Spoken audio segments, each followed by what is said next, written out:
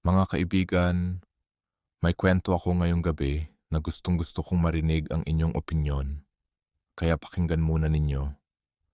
Ako ay may problema sa pandinig sa loob ng maraming taon at kamakailan lang bumili ako ng hearing aids na nagkakahalaga ng $6,000.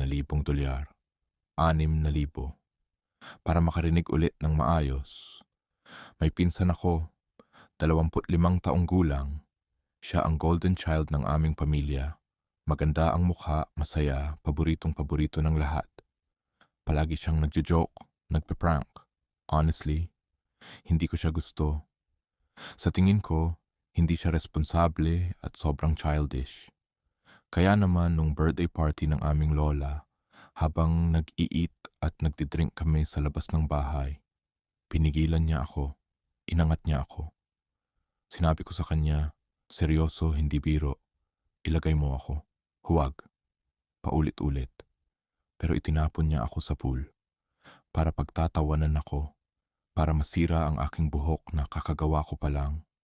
Nang lumabas ako ng tubig, wala na ang hearing aids ko.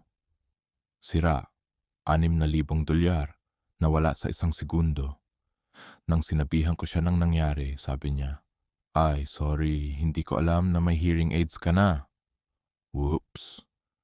Nang sinabi ko na kailangan niyang bayaran, nagwala siya. Sabi niya, hindi, ang pamilya ko, nasa panig niya dahil mas mataas ang kita ko kaysa sa kanya, dahil nasa kolehiyo pa siya, dahil may baby na siya at girlfriend na nakatira sa isang maliit na apartment. Pero wala siyang taimtim na paghingi ng tawad. Wala, kahit minsan. Kaya nagsampa ako ng kaso, nanalo ako.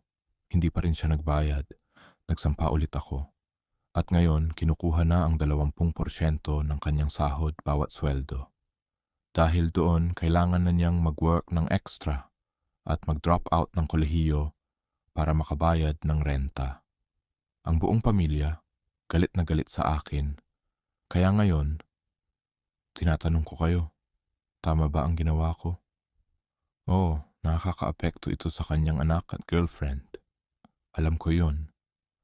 Pero siya ang gumawa ng maling desisyon, hindi ako. Kung humingi lang siya ng taimtim na tawad, kung sinabi niya, hayaan mo akong bayaran ka pagkatapos ng kolehiyo, pumayag na sana ako. Pero hanggang ngayon, walang tunay na sorry. Kayo na ang humusga, mga kaibigan. Am I the asshole? I-comment ang inyong sagot sa baba.